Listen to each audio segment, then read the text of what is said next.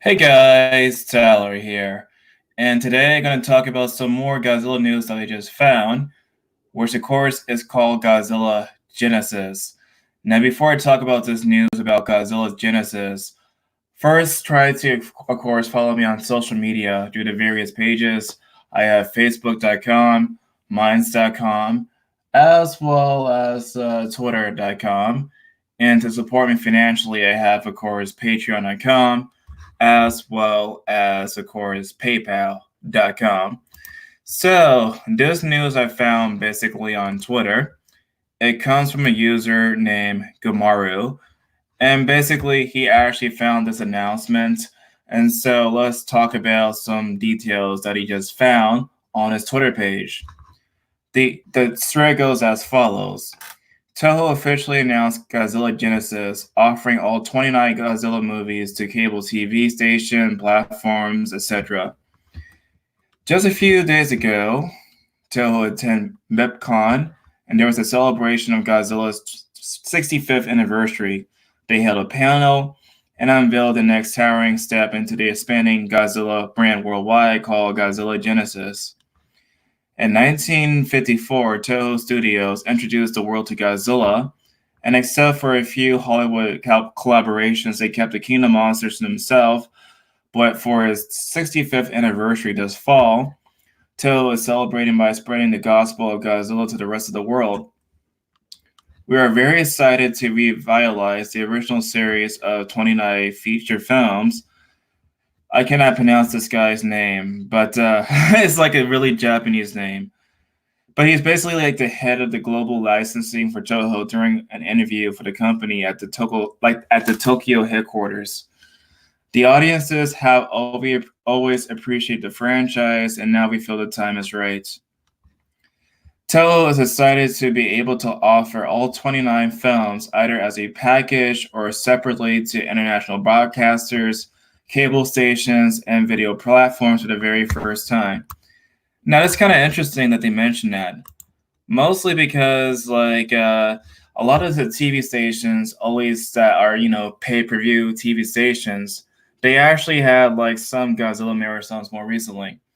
Like, for example, I know for a fact that what was it, like Turner Classic Movies, they had like a marathon. It's going to be like throughout this whole entire month of October. There was also like this network called Comment that also had like a marathon on these Godzilla movies. There was also like that network called El Rey Network, where it has like a lot of cult classic movies. And so it's not the first time that, of course, Godzilla had like these marathons. There was also like, what was it?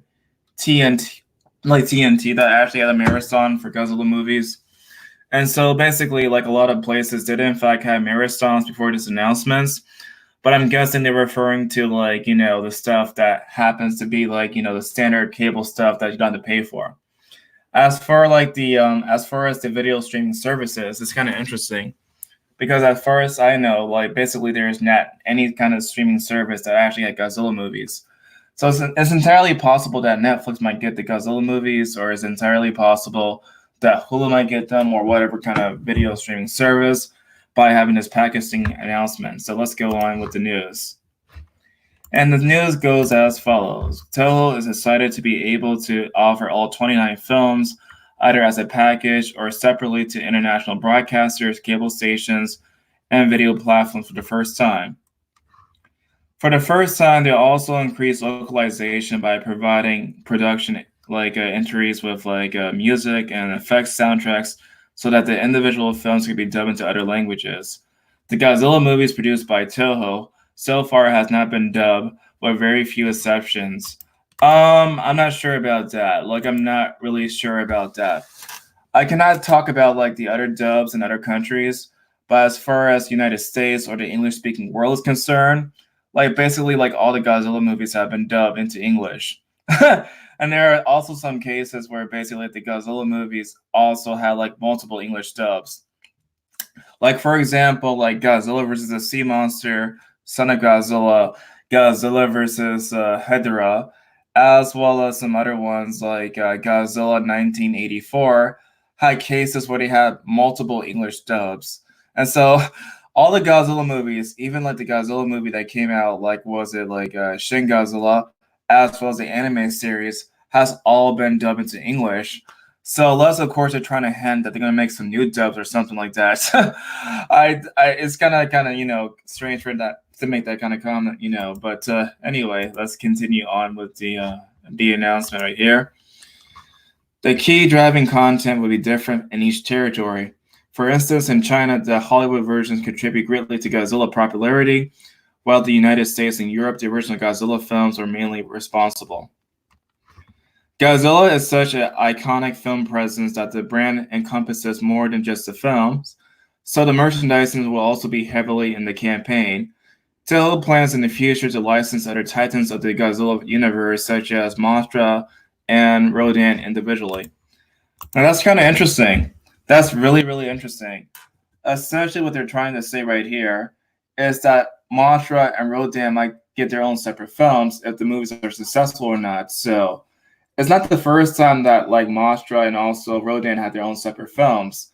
Like back in 1961, it was like the first Mothra movie that came out, and then also back in 1956, that was the first Rodan movie that came out. So it's kind of interesting to see like their takes on like the international versions for like Rodan and Mothra, because we've seen so far in like King of Monsters that basically Hollywood can actually produce Rodan and Mothra just fine without the men in the suit. So I'm kind of curious about the solo films if that ever happens. So let's continue on. Let's see. At the panel, Toho revealed that they're going to be like a Godzilla toy line inbound for January 2020, as well as announced a new partnership with a major clothing brand. And of course, that's all the news that I have so far. But essentially, just judging from the news that I just read right now, they have plans to just license out the Godzilla movies to international companies on video platforming like places as well as TV stations. They also have plans to make like a lot of merchandising for the Godzilla fans, as well as some sort of plans to possibly do like a solo film for like Rodan and Mothra. But that's like the announcement I read so far. What do you guys think? Personally, I'm kind of excited about the prospect about like having Godzilla marathons on like Netflix or something. But it's again, I hope that's like the case. I know for a fact that Criterion has plans to do like the box set for like the original movies. So it would be really, really interesting if they have the rights for the later movies too. But I'm gonna talk to you guys next time and take care. Yeah.